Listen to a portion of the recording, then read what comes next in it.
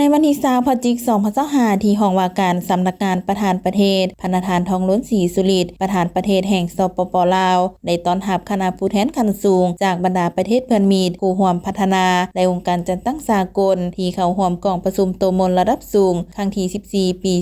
2025นำโดยท่านเฉลิมไสกรมสิทธิ์รองนายกรัฐมนตรีแห่งสปป.ลาวรองประธานคณะสีนามระดับชาติเพื่อขบวนการโตมนการเยี่ยมคำนับท่านเฉลิมไสกรมสิทธิ์ได้กล่าวจุดประสงค์ในการเข้าเยี่ยมคำนับในครั้งนี้อย่างเป็นทางการจากนั้นท่านสันติภาพพรหมวิหารรัฐมนตรีกระทรวงการเงินได้รายงานผลสำเร็จกองประชุมโตมนระดับสูงครั้งที่14ปี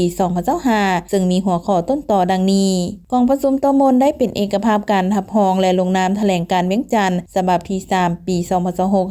2026-2035ต่างหน้ารัฐบาลแห่งสปป.ลาวโดยท่านอนุภาพวงศ์นอแก้วรองรัฐมนตรีกระทรวงการต่างประเทศและต่างหน้าคู่ร่วมพัฒนาโดยท่านบักโคเดียเบิกขนอบผู้ตั้งหน้าองค์การสหประชาชาติประจำสปป.ลาวและมีบรรดาประเทศเพื่อนมิตรผู้ร่วมพัฒนาจำนวน4ท่านคือท่านมิลบาโรเอกอัครราชทูตราชอาณาจักรอังกฤษประจำสปป.ลาวท่านโทมัสลามาอุปทูตลุกเซมเบิร์กประจำสปป.ลาวท่านโจนาธานคิงเอกอัครราชทูตนิวซีแลนด์ประจำสปป.ลาวท่านเปโดสวาเลนเอกอัครราชทูตสวิตเซอร์แลนด์ประจำสปป.ลาวร่วมลงนามกองประชุมได้สรุปผลการจัดตั้งปฏิบัติแผนพัฒนาเศรษฐกิจสังคมแห่งชาติ5ปีครั้งที่9ปี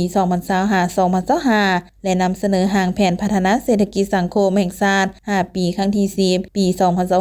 2026-2030พร้อมกันเอกภาพสูงในการเพิ่มทวีเอาใจใส่จัดตั้งปฏิบัติโดยสุ่มใส่กำหนดมาตรการและนโยบายอย่างละเอียดจะแจ้งเพื่อแน่ใจบรรลุ6เป้าหมายของแผนงานดังกล่าวกองประชุมได้รับฟังการรายงานความคืบหน้าในการกะเกียมออกจากสถานภาพด้อยพัฒนาและการจัดตั้งปฏิบัติแผนดำเนินงานโดฮาสำหรับประเทศด้อยพัฒนาของสปป.ลาวเพื่อรับประกันอนาคตของทุกคนด้วยการสุขอยู่การสร้างและจะตั้งปฏิบัติยุทธศาสตร์การสนองทุนการคุ้มครองหนี้สินที่รัดกุมเพื่อคุ้มครองบริหารหนี้สินแบบยืนยงและสามารถสนองงบประมาณให้แก่แขนงการที่สำคัญเช่นแขนงการศึกษาและสาธารณสุขอันเป็นพื้นฐานสำคัญในการหลุดพ้นออกจากสถานภาพประเทศด้อยพัฒนาของสปป.ลาวกองประชุมได้รับฟังบทเสนอผลการปรึกษาหารือในเวทีสนทนาระดับสูงภายใต้หัวข้อภายหลังออกจากสถานภาพด้อยพัฒนาเปิดประตูสู่แนวทางใหม่ในการพัฒนาการเติบโตส่งเสริมการมีเวียกเหตุงานทำและเทคโนโลยีโดยการลงเลิกการเข้าถึงเทคโนโลยีและการถ่ายโอนความรู้การหันเป็นสีเขียว